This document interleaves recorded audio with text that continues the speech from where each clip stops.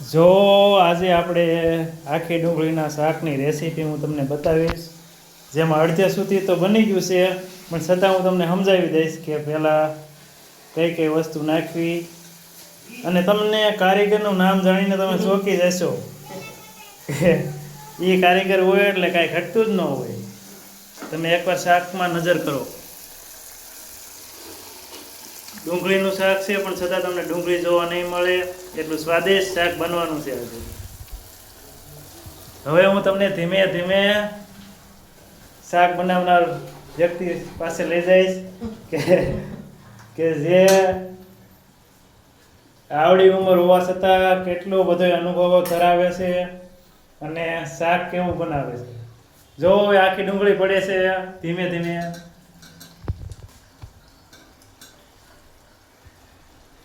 તો આવી રીતે બને છે આખી ડુંગળીનું શાક. અને શાક બનાવનાર વ્યક્તિનું નામ છે લાલજીભાઈ બળદોઈવાળા, કે જેનું નામ